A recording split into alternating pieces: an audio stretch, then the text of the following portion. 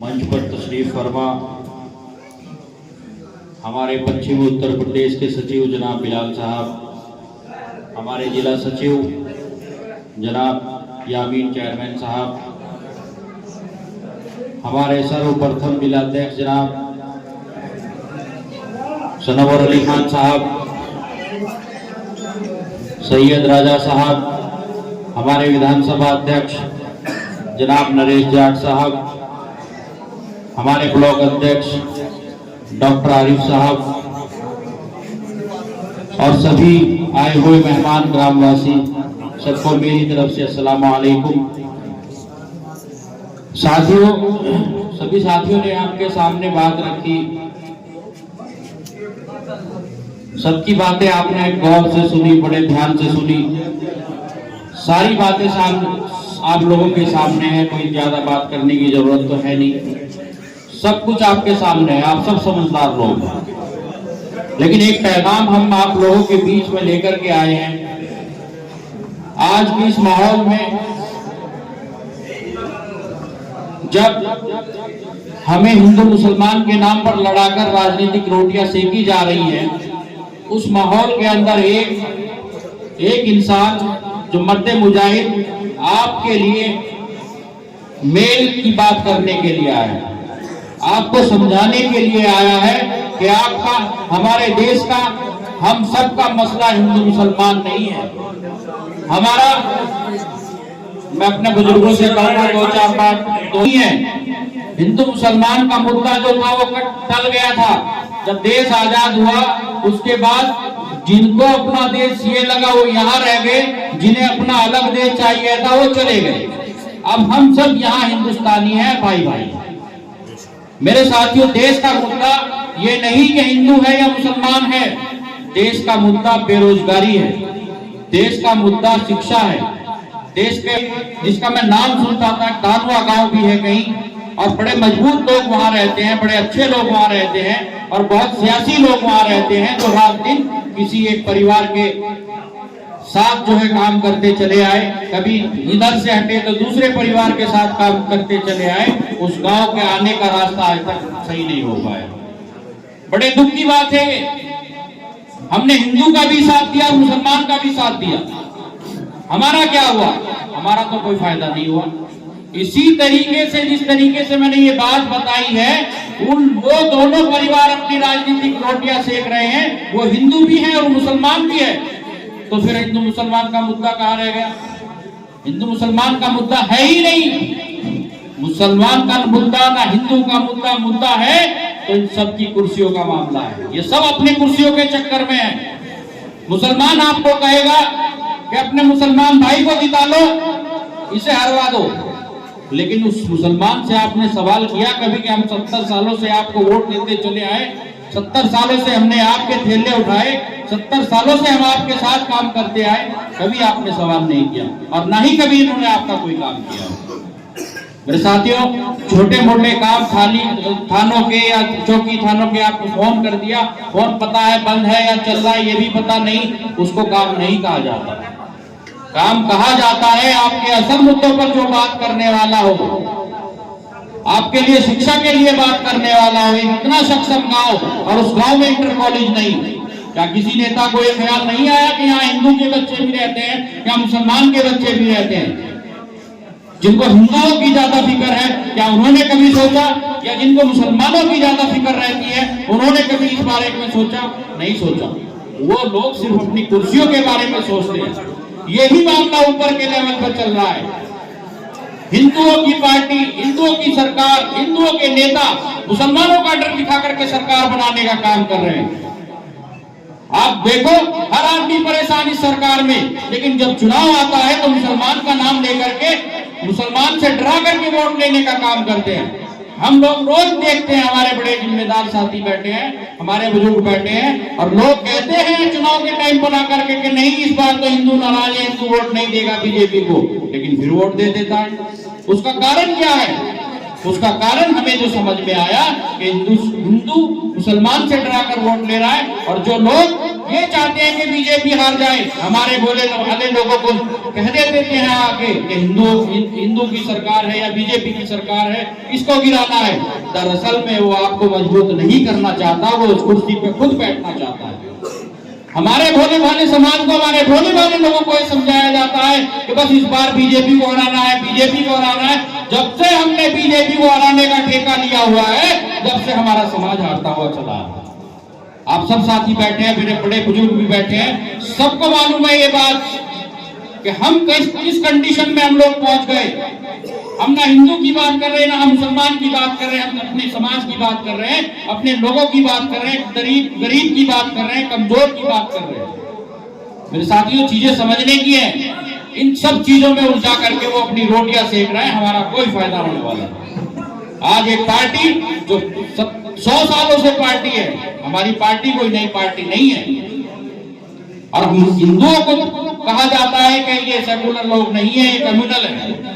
मेरे साथियों, मेरे हिंदू भाई अगर यहाँ बैठे हैं, आप एक बात पर गौर करें और अपने समाज में लोगों को जाकर के समझाएं। और मैं अपने समाज के लोगों को भी समझाना चाहता हूं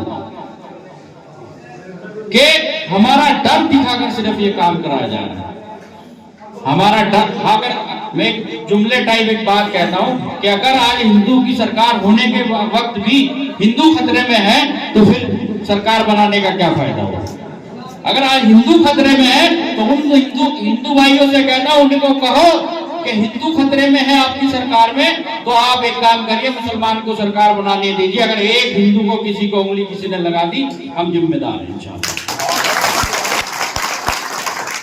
और फिर आपको कहेंगे कि ऐसा नहीं हो सकता, तो उन लोगों को समझाइए कि 800 साल तक मुसलमानों का राज रहा, कभी हिंदू भाई को कोई दिक्कत नहीं आई। सीतापुर का नाम सीतापुर रहा, रामनगर का नाम रामनगर रहा। हिंदू भाइयों के नाम पे इनको डरा करके सरकारें बनाई और आज नाम बदलने का काम किया जा रहा है। अगर नाम बदलने से कुछ अच्छा हो सकता है तो करिए, कोई दिक्कत नहीं है, लेकिन उस नाम के सम्मान को तो रखिए। आपने इलाहाबाद का नाम प्रयागराज रख दिया, लेकिन क्या वहां की हालत सुधरी? नहीं सुधरी। आप किसी का भी नाम बदल दीजिए, अगर नाम बदलने से कुछ हो सकता है बदलिए, लेकिन नहीं होता। नाम बदलने से नहीं होता, उसको आप रोजगार दीजिए, उसका जिस एरिया का आप नाम बदलने उसमें डेवलपमेंट कीजिए, वहां रोजगार दीजिए, शिक्षा का मामला मजबूत करिए। आज गरीब की हालत यह है कि अगर उसे बुखार आ जाए, 20 रुपए की दवाई से ठीक हो गया तो ठीक, उसके पास हॉस्पिटल जाने के पैसे नहीं है, क्योंकि सरकारी हॉस्पिटल में जाओ तो दवाई नहीं, और प्राइवेट में जाओ तो उसके पास इलाज नहीं, इलाज के पैसे नहीं। प्राइवेट में कैसे जाएगा? पैसे होंगे जब तो जाएगा। और पैसे कहां से आएंगे? रोजगार से। और रोजगार किसी के भी पास नहीं, लड़वाया जा रहा है हिंदू के मुसलमान के नाम। मेरे भाइयों, ये मुद्दा सबका है, सब परेशान है। रोजगार के लिए तो सब परेशान, शिक्षा के लिए सब परेशान। जिसके पास पैसे हैं वो पढ़ा लो अपने बच्चों को, नहीं तो ऐसे घुमाते रहो। आज ये पार्टी आई आप लोगों के बीच में निकल करके, पुरानी पार्टी है। पार्टी इसलिए नहीं आई कि चल रहा है जैसे चल रहा है, सब लोग काम कर रहे हैं, लेकिन आज जब देखा कि हमको सबने अकेला छोड़ दिया, मुसलमान सबसे ज्यादा सेकुलर है। अभी भाइयों ने बताया कि मुसलमान ने कहा कि हम अपनी पार्टी नहीं बनाएंगे, हमारे सारे मुद्दों पर, सारे मसलों पर आप काम करेंगे, हम सेकुलर लोग हैं। मेरे साथियों, आप भी समझो, सारे लोग खराब नहीं है, सारे लोग खराब नहीं है। आप लोग भी समझो, आज भी एक तबका ऐसा है, अगर आप सही तरीके से सियासत में हिस्सेदारी लेने के लिए खड़े हो जाओ, एक बड़ा तबका आपके साथ आने के लिए तैयार है। उसकी गवाही मैं इसलिए देता हूं कि आज भी मस्जिदों के बाहर हमारी हिंदू माएं बहनें अपने बच्चों के लिए खड़ी होती हैं कि नमाजी लोग आएंगे और हमारे बच्चों पर फूंक मार के जाएंगे। वो आपके ऊपर विश्वास ही है, लेकिन आप लोगों को सही होना पड़ेगा। आप लोगों को सियासी सूझबूझ पैदा करनी पड़ेगी, आप लोगों को सियासी तौर पर मजबूत होना पड़ेगा। आज सियासत में गलत लोग आकर बैठ गए, आज सियासत में वो कुर्सी के लालची लोग आकर बैठ गए, आज सियासत में हमको लड़ाकर अपने फायदे करने वाले लोग आकर बैठ गए। मैं हिंदू भाइयों से पूछना चाहता हूं, क्या जितने गौरक्षक हैं वो वाकई गौ माता की रक्षा कर रहे हैं? नहीं कर रहे, सब बिजनेस कर रहे हैं, ये सब बिजनेस कर रहे हैं। मेरे साथियों, सिर्फ धर्म के नाम पर हमारी भावनाओं के साथ खेल करके राजनीति और सियासत कर रही है, सब बिजनेस कर रही है। मेरे मुसलमान भाइयों, मैं आपसे कहना चाहता हूं, सारी दिक्कतें अब आपके लिए हैं, सारी दिक्कतें आपके लिए हैं। आपको समझना पड़ेगा, आपको सियासी तौर पर मजबूत होना पड़ेगा। सियासत आप लोगों से छीनी नहीं गई है, सियासत हमारे बड़ों ने खुद छोड़ी थी कि हमारा सियासत से कोई वास्ता नहीं, हम दीन पर काम करेंगे। सियासत हमने कोई छोड़ी नहीं थी, हमारे बड़ों ने कहा था हमारे सियासत से कोई लेना देना नहीं, हम अपना काम करेंगे, आप लोग सियासत करेंगे। ये गलती उनकी है जिन लोगों को सियासत सौंपी गई थी, जिन लोगों को सियासत की जिम्मेदारी दी गई थी, उन लोगों ने हमारे साथ धोखा किया। अब उन लोगों को, जिन लोगों ने हमें धोखा देने का काम किया, उन लोगों को मुंह तोड़ जवाब देने का वक्त। मुसलमान भाइयों, मैं आपसे कहना चाहता हूं, आज एक लीडर आपके बीच में ऐसा पैदा हुआ जो आपके हर मसले पर बात करना चाहता है, आपके हर मसले को संसद में, विधानसभा में उठाने का काम करता है, आपके हर मसले पर डिबेट करने के लिए तैयार है, करता है। आप लोग सब देखते हैं। आज अगर हम यहाँ बैठे हैं तो उस अकेले शख्स की मेहनत है, क्योंकि मैं तो धालवे में पहली बार आया हूं, मैंने तो कोई मेहनत नहीं। ये सारी की सारी मेहनत उस अकेले बैरिस्टर असदुद्दीन ओवैसी साहब की है, जिसने हर मसले पर आपके बोल के दिखाया। जो लोग हमें बीजेपी का एजेंट कहते थे, जो हमें बीजेपी की बी टीम कहने का काम करते थे, उन लोगों के सामने खड़े होकर के दिखाया कि नहीं, अगर आप सही तरीके से सियासत में हिस्सेदारी लें, सूझबूझ के साथ वोट डालें, तो आपका भी भला हो सकता है। आपके बच्चे भी उसी स्कूल में जा सकते हैं जिसके दूसरे लोगों के जा रहे हैं। आपके लिए भी रोजगार के इंतजाम किया जा सकता है। आप लोगों को पता ही नहीं, अल्पसंख्यक विभाग में कितनी चीजें आपके लिए आती है, कितना पैसा अल्पसंख्यक विभाग में आता है, लेकिन आप तक पहुंच ही नहीं पाता, क्योंकि आप उस चीज से अनजान है। ना उसके लिए आपके बीच में कोई आकर के बात करता है, ना उसके लिए आप कहीं पूछने जाते हैं। मेरे साथियों, थोड़ी सी सूझबूझ के साथ सारी चीजों में हिस्सेदारी लो, सब चीजों में कोशिश करो, जब इंशाल्लाह आपका फायदा होगा।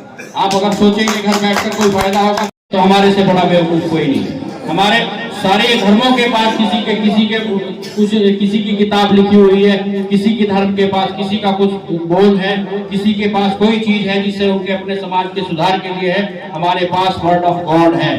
किसी धर्म के पास ऐसी चीज नहीं है जो खुद खुदा ने आपके लिए भेजी हो।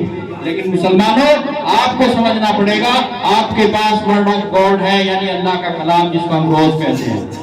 वर्ड ऑफ गॉड आपके पास है, उसमें सारी चीजें सिखाई गई है, हुकूकुल इबाद सिखाया गया है, उसमें सारी चीजें, मैं आलिम तो नहीं हूँ जो आपको बता दूं, सारी चीजें उसमें। अपने आलिमों के टच में रहो, अपने आलिमों के पास जाओ, उनकी कदर करो, उनसे पूछो। आज सारी दिक्कतें इसी वजह से है कि हम लोग अपने आप को नहीं पहचान रहे हम क्या है। आज बैरिस्टर असदुद्दीन ओवैसी साहब कानून की बात करते हैं, कानून में उनका पता है कि मुझे संविधान ने क्या क्या अधिकार दिए हैं, मेरे धर्म के लोगों के लिए क्या अधिकार है, दूसरे धर्म के लोगों के लिए क्या अधिकार है, सारी चीजें उनमें बता के रखते हैं। मेरे साथियों, आप लोगों को समझना पड़ेगा, सियासी तौर पर मजबूत होना पड़ेगा, इन धर्म के ठेकेदारों से बचना पड़ेगा। मैंने अभी आपको बताया कि आपने हिंदू को भी वोट देकर देखा, मुसलमान को भी वोट देकर देखा, लेकिन आपकी हालत किसी ने नहीं बदली, अपने चक्कर में सब लोग लगे हुए। आज एक पार्टी आपके बीच में आई है, एक बैरिस्टर आपके बीच में, एक पढ़ा लिखा इंसान आपके बीच में आया है, तो आप लोगों को कहा जाएगा कि वो अकेला क्या कर लेगा। उस अकेले ने आपको करके दिखाया है, उस अकेले ने संसद में आपके लिए बोल करके दिखाया है, उस अकेले ने आपके लिए विधानसभा में काम करके दिखाया है। हिंदुस्तान के मुसलमानों के लिए भी काम किया है और हिंदुओं के लिए भी काम किया है। आप लोग कहेंगे कि क्या काम किया। हैदराबाद के अंदर आप जाएंगे तो 4% मुसलमान हैं और 12% आरक्षण लेने का काम किया। अब बोलेंगे कि मुसलमान था, मुसलमान के लिए ले लिया। तो हिंदू भाइयों का एक पुराना मंदिर था, प्राचीन मंदिर, जिसको मेरे नाम याद नहीं, क्या नाम था उसका, उसके लिए कई करोड़ रुपए से उन्होंने विधानसभा में मंजूर कराए। तो हिंदुओं के लिए भी काम हुआ, मुसलमान के लिए भी काम हुआ। असल काम सियासत अगर है तो इंसानियत के लिए काम करना है। इंसानियत के लिए काम करने के लिए मजलिस इत्तेहादुल मुस्लिमीन आप लोगों के बीच में आई है। आप सबको हमारा साथ देना चाहिए, और अगर आप लोगों ने सही तरीके से हमारा साथ दिया, आप लोगों ने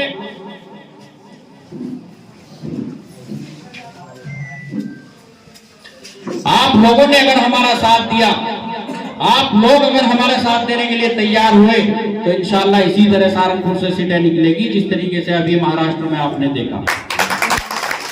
ये लोकल चुनाव है मेरे भाइयों, ये लोकल चुनाव है, इसमें ना किसी की सरकार बनानी ना किसी की सरकार गिरानी। ये लोकल चुनाव है, कम से कम इसमें आपको अपनी जिम्मेदारी का एहसास करना चाहिए और एक ट्रायल करना चाहिए। जो लोग आपके बीच में आकर के कहते हैं कि तुम अकेले क्या कर लोगे, आप लोग खड़े होइए, इंशाल्लाह सर्व समाज आपके साथ आने का काम करेगा। क्योंकि सब लोग बैरिस्टर सदुद्दीन ओवैसी साहब को देखते हैं और पसंद करते हैं, सुनते हैं, क्योंकि वो संविधान के दायरे में रहकर बात करते हैं। तो जब आप लोग खड़े हो जाएंगे और आप एक कोशिश करेंगे, घर से निकलेंगे कि इंशाअल्लाह ताला हम लोग सियासत में अपनी हिस्सेदारी लेने का काम करेंगे। जब आप निकलेंगे तो इंशाअल्लाह जिला पंचायत चुनाव जीत करके आएंगे। तो पहल करनी है हमें कंगो के धानवा से। अगर धानवा के लोग कहेंगे कि हम लोग तैयार हैं, तो हम मनोहर राणा को टिकट देने का काम करेंगे। अगर आप लोग कहेंगे कि हमको मनोहर राणा का साथ नहीं चाहिए या हम सब मनोहर राणा का साथ नहीं देंगे, तो हम भी अपना टाइम खराब नहीं करेंगे। पहली बात, आप लोग अगर चाहेंगे, आप लोग मजबूती के साथ मनोहर राणा का साथ देंगे, तो सबको आपको मनोहर राणा बन करके काम करना पड़ेगा, लोगों के पास जाना पड़ेगा, लोगों को समझाना पड़ेगा। जो लोग हिंदू मुसलमान की बात करते हैं उन्हें समझाना पड़ेगा कि हिंदू मुसलमान की बात नहीं करो, अब संविधान की बात करो। अब एक नेता, एक पार्टी ऐसी आई है जो संविधान के दायरे में रहकर संविधान की बात करते हुए काम करना चाहती है, उसका साथ दे।